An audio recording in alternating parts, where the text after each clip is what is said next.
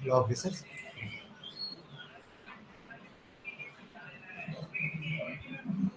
So ఈరోజు Indian geography గురించి discuss చేద్దామండి. సో టాపిక్ వచ్చేసి భారతదేశ ఉనికి అమరిక.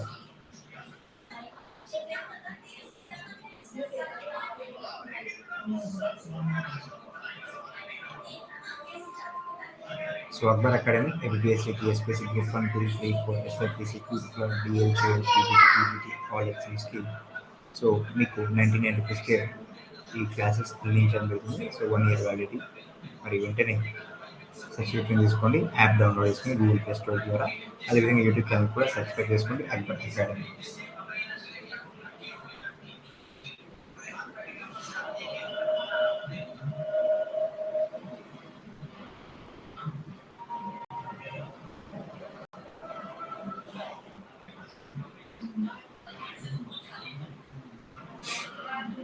సో భారతదేశం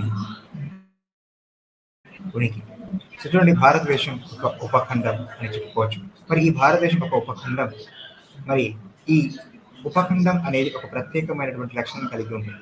ఏంటి ఆ ప్రత్యేక లక్షణం అంటే విభిన్నమైనటువంటి నైసర్గిక స్వరూపములు, అదేవిధంగా శీతోష్ణ పరిస్థితులు, సహజ వృక్షజాలం, సాంస్కృతిక అంశాలు, ప్రాచీన జాతులు, విభిన్న భాషా సమూహాలు మరియు సువిశాల భూమి కలిగి ఉంటుంది. ఓకే, మరి భారతదేశానికి సంబంధించినటువంటి అంశాలు గమనిస్తే ప్రాచీన బౌద్ధ గ్రంథాలైనటువంటి దీపవంశం మరియు మహావంశం ప్రకారం భారతదేశాన్ని పరిపాలించినటువంటి ఆర్య వంశాలలో ప్రముఖ వంశం భరత వంశం అని చెప్పుకోవచ్చు. మరి ఇందులో ప్రముఖ రాజులు దుష్యంతుడు అని చెప్పుకోవచ్చు, భరత తేడు. మరి మన భారతదేశాన్ని ప్రాచీన కాలంలో ఏమని పిలిచేవారు అంటే జంబూ ద్వీపం అని పిలిచేవారు. మరి జంబూ వృక్షం అంటే సంస్కృతంలో నేరేడు వృక్షం, నేరేడు చెట్టు అని చెప్పుకోవచ్చు. దుష్యంతుడు శకుంతల కుమారుడు అయినటువంటి భరతుడి పేరు మీదుగా మన దేశానికి వచ్చినటువంటి పేరు భరతవర్షం అని చెప్పుకోవచ్చు. అయితే పర్షియా లేదా ఇరాన్ దేశస్థులు భారతదేశాన్ని హిందుస్థాన్ అని పిలవటం జరిగింది. ఓకే, వీరు సింధు నదిని హిందూ అనే పేరుతోనూ మరి అక్కడ నివసించే ప్రజలను హిందువులు అనే పేరుతో పిలవటం జరిగింది. అయితే హిందుస్థాన్ అనేటటువంటి పేరుని ప్రాచుర్యంలోకి తెచ్చినటువంటి వ్యక్తులు అరబ్బులు. పిలిచింది ఇరాన్ దేశస్థులు, బట్ ప్రాచుర్యంలోకి తెచ్చింది అరబ్బులు. అయితే మన దేశాన్ని గ్రీకులు ఏమని పిలిచారు అంటే ఇండియా అని పిలిచారు. మరి ఈ గ్రీకులు సింధు నదికి ఇచ్చినటువంటి పేర్లు ఏమిటంటే సింథోస్. ఓకే, ఇది గ్రీకు భాషా పదం. ఇండస్, ఇది లాటిన్ భాషా పదం. ఓకే, ఈ నది దగ్గర జీవించిన లేదా ఉన్నటువంటి ప్రజలను పిలిచినటువంటి పేరే ఇండోయిలు. సో ఆ ఇండోయిలు పేరు మీదుగానే ఇండియా వచ్చిందని చెప్పడం జరిగింది. అయితే ప్రస్తుతం అధికారికంగా మన దేశాన్ని పిలుస్తున్నటువంటి పేర్లు భారత్, ఇండియా. ఓకేనా. సో అయితే హిందుస్థాన్ కానివ్వండి, ఆర్యభట్ట అని కూడా అంటారు, కొన్ని చోట్ల మనం గమనించవచ్చు. అయితే అధికారికంగా భారత్, ఇండియా అని పిలవడం జరిగింది. మరి అయితే ప్రపంచంలో అతిపెద్ద ద్వీపకల్పం అరేబియా, రెండవ అతిపెద్ద ద్వీపకల్పం భారతదేశం, ప్రపంచంలో అతిపెద్ద ద్వీపఖండం వచ్చేసి ఆస్ట్రేలియా అని చెప్పుకోవచ్చు.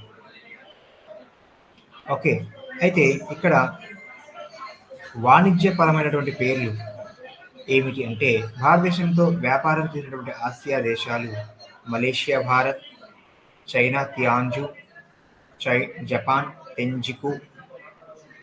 మలేషియా భాషలో భారత్ అంటే పశ్చిమ దిక్కు. సో మలేషియాకి మనం పశ్చిమం వైపున ఉన్నాము. ఓకేనా. అదేవిధంగా తియాన్జు, టెంజికు అనేటటువంటి పదాలకు అర్థం heaven center of the world, China మరియు జపాన్ భాష. మరి ఇక్కడి మతాలను గనక గమనిస్తే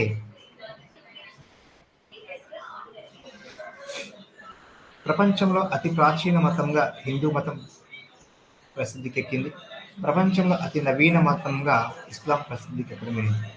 మరి తొలిసారిగా ప్రపంచ మత హోదా పొందినటువంటి మతం బౌద్ధం అని చెప్పుకోవచ్చు. అయితే భారతదేశానికి మాత్రమే పరిమితమైనటువంటి మతం హిందూ మతం. అయితే భారత్లో జన్మించి విదేశాలలో అభివృద్ధి చెందుతున్నటువంటి మతం బౌద్ధం అని చెప్పుకోవచ్చు. ఓకేనా? రైట్. మరి అక్షాంశాలు. భారతదేశం అక్షాంశాల పరంగా 8°4 మరియు 37°6 ఉత్తర అక్షాంశాల మధ్య సుమారు 30 డిగ్రీలు వ్యాపించి ఉంది అని చెప్పుకోవచ్చు. అంటే మన దేశం ఉత్తరార్ధగోళంలో ఉంది. మన దేశానికి భూమధ్య రేఖ దక్షిణ దిక్కున పోతుంది. అయితే భారతదేశంలో అత్యంత ఉత్తరాన ఉన్నటువంటి రాష్ట్రం జమ్మూ మరియు కాశ్మీర్. మరి ప్రస్తుతం జమ్మూ మరియు కాశ్మీర్ని రాష్ట్రంగా పరిగణిస్తున్నారా, కేంద్ర పాలిత ప్రాంతంగా పరిగణిస్తున్నారా అనేది ఓకేనా మీకు ప్రశ్న. కామెంట్ బాక్స్లో మెన్షన్ చేయండి. అదేవిధంగా అతి దక్షిణాన ఉన్నటువంటి రాష్ట్రం వచ్చేసి తమిళనాడు 8°4 నార్త్. అతి దక్షిణాన ఉన్నటువంటి లక్షద్వీప్కి చెందినటువంటి ప్రాంతం ఏదంటే మినికాయ్, ఇది 8° నార్త్ సైడ్ ఉంది. అదేవిధంగా అతి దక్షిణాన ఉన్న అండమాన్ నికోబార్ దీవి ప్రాంతం ఏమిటంటే నికోబార్ 6°45 నార్త్ సైడ్ ఉంది. ఓకే, మరి దేశంలో అతి దక్షిణాన ఉన్న భారతీయ దీవి ఏది అంటే గ్రేట్ నికోబార్ అని చెప్పుకోవచ్చు. ఓకే, సో భూమధ్య రేఖకు దగ్గరగా ఉన్నటువంటి భారతీయ దీవి. మరి కొనలు అనేది ఒకసారి పరిశీలిస్తే దేశంలో అతి చివరకు ఉన్నటువంటి ఉత్తర కొన ఏది అంటే ఇందిరా కౌల్. మరి దీనికి పాత పేరు కిలిక్ ధావన్ కనుమ. ఓకే, మరి దేశం యొక్క చివరి దక్షిణపు కొన ఏది అంటే ప్రధాన భూభాగం అయితేనేమో కన్యాకుమారి, మొత్తం భారత్ అయితేనేమో ఇందిరా పాయింట్ అని చెప్పుకోవచ్చు.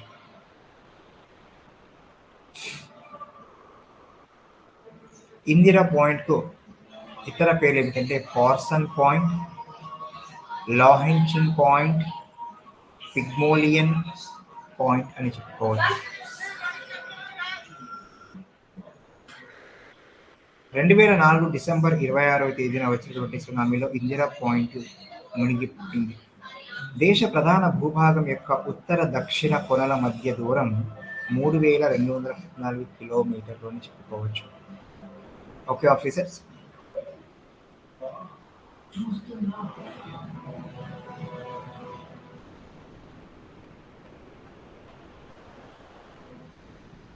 సో కర్కట రేఖ tropic of Cancer 23.5°.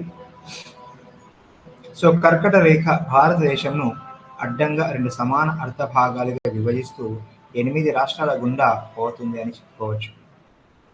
Okay, so పశ్చిమం వైపున గుజరాత్, రాజస్థాన్, మధ్యప్రదేశ్, ఛత్తీస్గఢ్.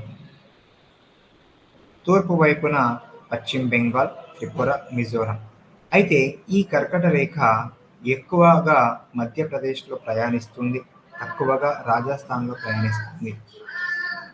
ఓకే, సో కర్కట రేఖ భారతదేశంలోకి ప్రవేశించినటువంటి తొలి రాష్ట్రం మిజోరాం అని చెప్పుకోవచ్చు. చివరి రాష్ట్రం గుజరాత్. ఓకే, అయితే కర్కట రేఖకు ఎగువన గల ప్రాంతాలలో సూర్యుడి యొక్క కిరణాలు నిట్ట నిలువుగా ప్రసరించవు. Okay, right. మరి అక్షాంశాలు తూర్పు నుండి పడమరకు గీయబడి ఉంటాయి కాబట్టి సో కర్కట రేఖ భారతదేశంలోకి ప్రవేశించేటటువంటి తొలి రాష్ట్రంగా మిజోరాం, ఓకే, చివరి రాష్ట్రం గుజరాత్ అని చెప్పుకోవచ్చు.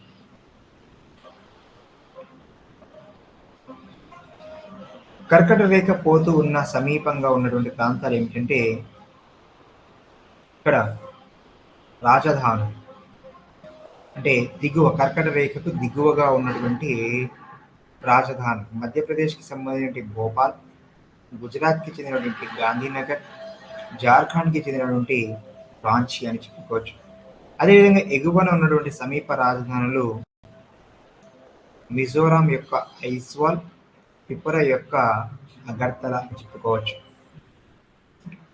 ఓకే, మరి పట్టణాలు ఏవేవి అంటే అహ్మదాబాదు గుజరాత్ రాష్ట్రం, బాన్స్వారా రాజస్థాన్, ఉజ్జయిని, భోపాల్, జబల్పూర్, షాదోల్ ఇవి మధ్యప్రదేశ్ రాష్ట్రం చెందినవి, అంబికాపూర్, బైకుంఠాపూర్ ఛత్తీస్గఢ్ రాష్ట్రం చెందినవి, రాంచీ జార్ఖండ్కి చెందినది, హుగ్లీ పశ్చిమ బెంగాల్ చెందినది, ఉదయ్పూర్ త్రిపుర రాష్ట్రం చెందినది అని చెప్పుకోవచ్చు. మరి నదులు ఏమిటి అంటే గుజరాత్లో సబర్మతి, మాహి, రాజస్థాన్లో మాహి, మధ్యప్రదేశ్లో చంబల్, కాళీసిన్ లేదా చంబల్ యొక్క ఉపనది అయినటువంటి కాళీసిన్, బెట్వా, కెన్, సోన్. జార్ఖండ్లో ఏమో దామోదర్, పశ్చిమ బెంగాల్లో ఏమో దామోదర్ హుగ్లీ, మిజోరాంలో ఏమో త్లాంగ్. ఓకే, సో కర్కటన రేఖను 2 సార్లు తాకేటటువంటి నది ఏది అంటే మాహి నది అని చెప్పుకోవచ్చు. భూమధ్య రేఖ, కర్కట రేఖ, మకర రేఖ అనేటటువంటి 3 అక్షాంశాలు ఏ ఖండం గుండా పోతున్నాయంటే ఆఫ్రికా ఖండం గుండా. ఓకే, మరి ఈ కర్కట రేఖ ఏ రాష్ట్రాల గుండా అయితే పోతుందో అక్కడ జీవ వైవిధ్య సంరక్షణ ప్రాంతాలు ఉన్నాయి. గుజరాత్లో రాన్ ఆఫ్ కచ్ బయోస్పియర్ రిజర్వ్, మధ్యప్రదేశ్లో వన విహార్, కన్హా, బాంధవ్గర్ నేషనల్ పార్కులు ఉన్నాయి. జార్ఖండ్లో ఏమో పలమావు టైగర్ రిజర్వ్ ఉంది. మిజోరాంలో ఏమో ముర్లేన్ నేషనల్ పార్క్ ఉంది. ఛత్తీస్గఢ్లో ఏమో సంజయ్ నేషనల్ పార్క్ ఉంది. ఓకే, మరి ఈ కర్కట రేఖ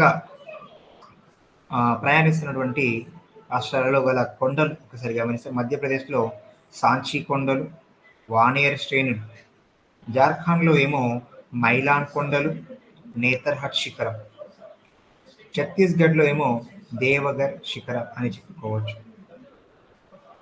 సో ఇదండి, మరిన్ని అంశాలు నెక్స్ట్ క్లాస్లో తెలుసుకుందాం. Thank you very much, all the best.